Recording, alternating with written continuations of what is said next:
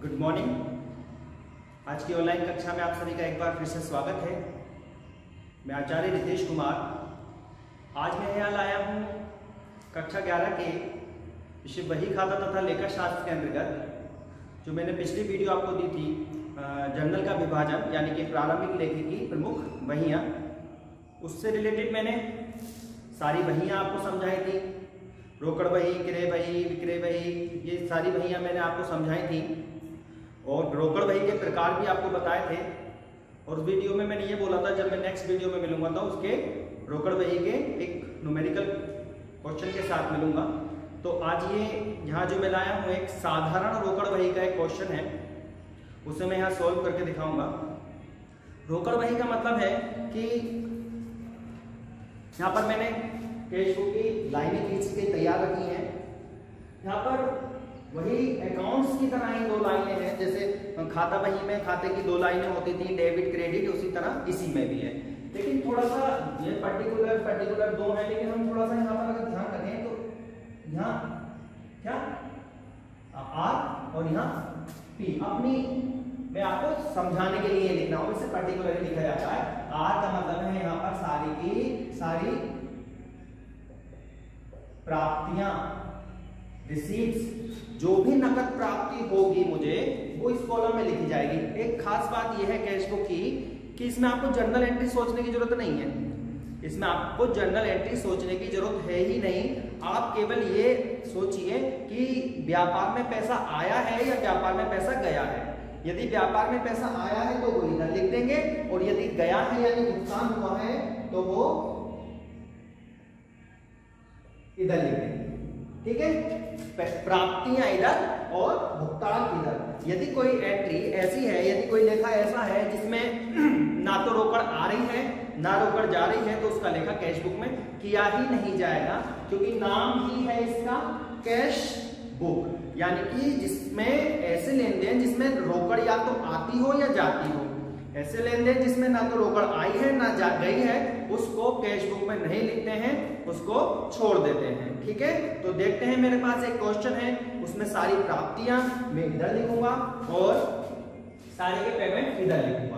थोड़ा एक कॉलम को समझते हैं। यहाँ मैंने वाउचर नंबर का एक कॉलम और बनाया है। वाउचर नंबर क्या होता है? वी नंबर लिखा है यानी वाउचर नंबर। जब भी रोकड़ का भुगतान होता है तो ऐसे ही नहीं कि किसी को नोट गिन के दे दिया लो भाई लो, उससे कहीं ना कहीं उसकी प्राप्ति के साइन तो कराए जाएंगे ना। ऐसा नहीं कि पैसे दे दिए और वो फिर उसका हमारे पास कोई प्रूफ ही नहीं है। तो नकद भुगतान करते समय जब हम किसी को भुगतान करते हैं तो उसके साइन करा लेते हैं कि ये किस चीज का खर्चा है, ये इसको क्या बोलते हैं, ये प्राप्ति हमें हमारे पास सबूत भी हो जाता है। और हमारे पास ये भी है कि हमने इतने रुपए का उसका भुगतान हम कभी भी देख सकते हैं वाउचर से। तो ये प्राप्ति जो है ये वाउचर कहलाता है। ऐसे ही जब हमें भुगतान मिलता है तो वो लोग भी हमसे साइन करा लेते हैं, तो वो भी वाउचर होता है। यानी कि इसका ये भुगतान का और प्राप्ति का एक सबूत होता है, इसका नंबर यहाँ लिखना पड़ता है। यहाँ इस समय कोई जरूरत नहीं है, ये व्यापार में काम में आता है। हम वास्तव में नगद पेमेंट करते हैं या नगद प्राप्ति करते हैं। ठीक है, तो देखते हैं क्वेश्चन में यहाँ लाया हूँ। इसका क्वेश्चन में आपको PDF फाइल के रूप में वीडियो के नीचे दूंगा, लेकिन आपको ये नोट्स जो करना है अपनी कॉपी में वो यहीं से देखकर करना है, वो मैं आपको अलग से सॉल्व नहीं करके दूंगा। ठीक है, क्योंकि मुझे वीडियो आपको देखना बहुत जरूरी है, इसलिए देखते हैं। 2016 दिया है तो दोनों तरफ 2016 इधर और 2016 डेट में तो डाल ही देते हैं। अब देखते हैं महीना कौन सा है, महीना जनवरी है, जनवरी भी डाल देते हैं। अब देखते हैं क्या है। व्यापार में पैसा आएगा तो इधर और व्यापार में पैसा जाएगा तो इधर। अब आप देख लीजिए, जब मैंने खाता बही आपको समझाई थी, खतौनी समझाई थी जर्नल से खाता बही में किस तरह खाते बनाए जाते हैं, तब मैं एंट्री सोचता था, आपको एंट्री बताता था कि ये एंट्री ऐसी है तो ये आएगा। लेकिन यहाँ मैं जनरल एंट्रीज नहीं सोचूंगा, यहाँ केवल मैं उसकी प्राप्ति, नकद प्राप्ति और नकद भुगतान ही यहाँ पर आपको समझाऊंगा, और वो भी आपको करने हैं। देखना, नकद पूंजी से व्यापार आरंभ किया। नकद पूंजी से व्यापार आरंभ करने का मतलब व्यापार में क्या हुआ, पैसा आया ना। व्यापार में क्या हुआ, व्यापारी ने पूंजी लगाई तो व्यापार में पैसा आया। इस और जब प्राप्ति हुई है तो वो इधर लिखी जाएगी, तो इसे लिखते वही है 2 कैपिटल अकाउंट लिखते जब तो खाता बही की तरह ही है। 5,000 रुपए है, ये पैसा प्राप्त हुआ। देखिए आपको प्राप्ति और भुगतान पर ध्यान देना है, जनरल पर नहीं। ठीक है, आगे है नकद माल खरीदा। आप जब कहीं से नकद माल खरीदने जाओगे तो पैसे मिलेंगे या भुगतान करके आओगे? नकद माल खरीदने में भुगतान किया जाएगा ना, और जब भुगतान किया जाएगा तो वो किधर आना चाहिए? पेमेंट में आना चाहिए। 2 तारीख में बाई परचेज अकाउंट। जब नकद माल खरीदा है तो फ्री में कोई खरीदा होगा, उसका भुगतान तो किया ही होगा ना, तो भुगतान किया है, इसलिए भुगतान के कॉलम में भुगतान की रकम आ गई परचेज में। उसके बाद है स्टेशनरी खरीदी। आप स्टेशनरी खरीदोगे तो फ्री में खरीदोगे नहीं ना, उसके लिए भी आपको क्या करना पड़ेगा? भुगतान करना पड़ेगा। तो भुगतान भी कहां जाएगा? उधर जाएगा, बाई स्टेशनरी अकाउंट।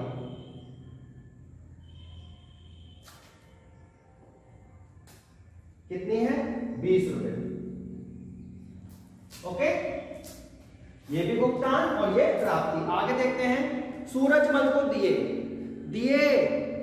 प्राप्ति में आएगा या भुगतान में आएगा? दिए हैं तो भुगतान में आएगा ना। तो क्या डेट है?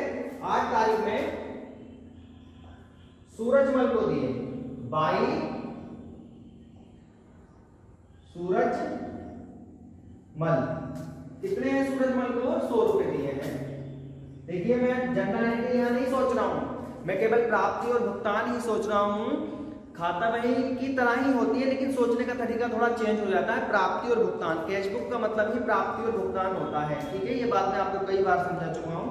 आगे है नकद माल बेचा। अब आप दुकान पे बैठे हैं, आपने नकद माल बेचा है, तो पैसे आपको क्या हुए होंगे?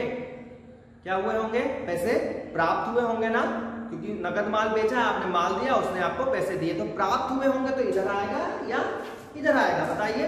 तो प्राप्ति का कॉलम ये है, तो ये इधर ही आना चाहिए 10 तारीख में। To sales account. कितने रुपए हैं? 1500। उसके बाद है नकद फर्नीचर खरीदा। नकद फर्नीचर खरीदा में आपके पैसे जाएंगे या आएंगे? पैसे फर्नीचर खरीदने में तो पैसे जाएंगे ही ना, सीधी सी बात है। तो 15 तारीख में भुगतान में आ जाएगा, बाई फर्नीचर अकाउंट। फर्नीचर खरीदा है आपने 200 रुपए का।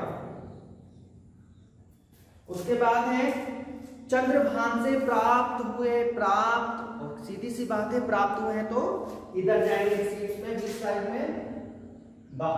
टू चंद्रभान।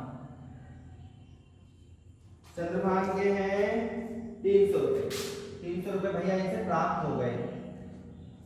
अब आगे देखते हैं, अब फिर नकद माल खरीद लिया। अब फिर नकद माल खरीदा है तो फिर क्या होगा? आपके पैसे जाएंगे यानी उधर आएगा 22 तारीख में। क्या लिखेंगे? By purchase account.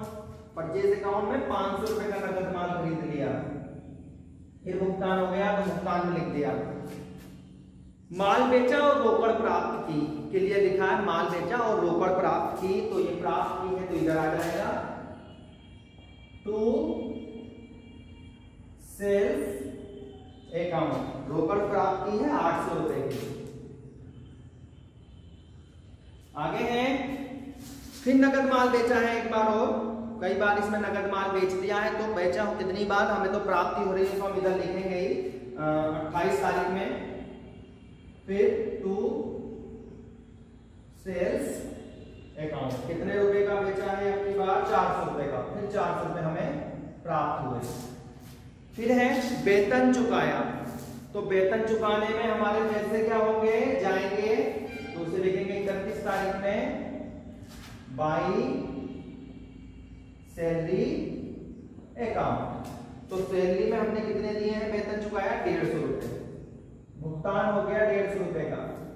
उसके बाद है दुकान किराया चुकाया, ये भी भुगतान हो गया 31 तारीख में, by shop rent account. Shop rent है, इसको रेंट भी लिख सकते हैं। आगे है फुटकर वे, तो फुटकर वे को लिख दीजिए पेटी एक्सपेंसेस। 31 तारीख में बाई पेटी एक्सपेंसेस अकाउंट। फुटकर वे जो होते हैं छोटे छोटे खर्चे, उनको एक साथ फुटकर वे बोल देते हैं, अलग अलग नहीं बोलते।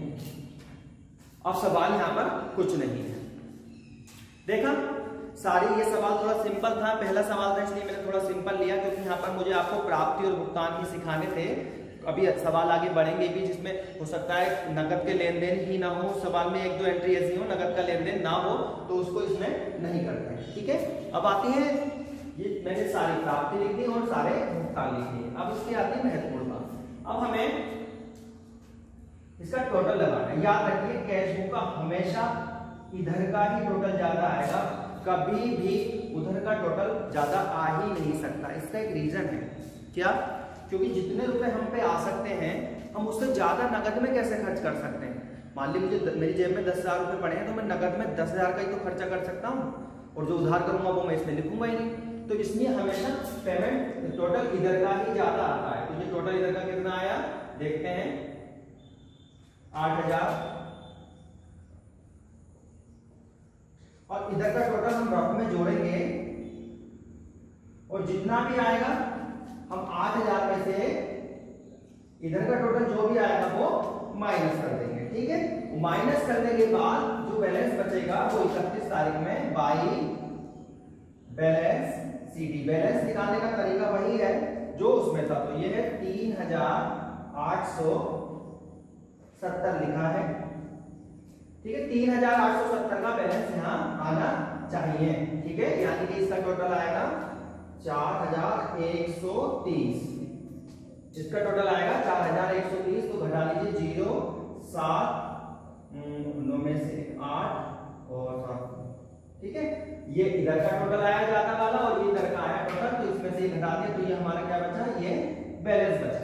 तो अब हम दोनों तरफ का टोटल याद रखना, आमने सामने करना है, मेरा थोड़ा ऊपर नीचे हो सकता है क्योंकि लाइन भी खींची नहीं है। आज हमारे पास 3870 रुपए का बैलेंस है कैश का। याद रखिए कैश बुक का हमेशा इधर का टोटल ज्यादा आएगा, उधर का ज्यादा आ ही नहीं सकता। एक बार को बराबर जरूर आ सकता है, क्योंकि हमारे पास जितने पैसे हैं उतने ही खर्च कर सकते हैं, उससे ज्यादा हम खर्च कर ही नहीं सकते। ठीक है, अब ये क्या होगा, ये कैश पूरी बढ़ती रहती है। आप चाहे तो अब यहाँ पे फरवरी जब चालू होती है, फरवरी जब चालू होगी तो 1 फरवरी में टू बैलेंस बीडी के रूप में ये वाला बैलेंस चालू हो जाता है 3,870। और फिर जब फरवरी के लेन देन, इसी तरह मार्च के लेन देन, इसी तरह आगे को लेन देन बढ़ते जाते हैं, और ये कैश बुक पूरी दिसंबर तक तैयार हो जाती है, और लास्ट का बैलेंस जो होता है वो बैलेंस शीट में चला जाता है। ठीक है, तो ये आज की कैश बुक थी। उम्मीद है समझ में आया होगा, क्योंकि इसमें केवल नगद प्राप्ति और नगद भुगतान ही दिए गए थे। तो ये पूरी कैश बुक थी, इसका सवाल मैं आपको दूंगा है। अब मिलेंगे नेक्स्ट वीडियो में किसी नेक्स्ट कैश बुक के साथ, जब तक के लिए धन्यवाद।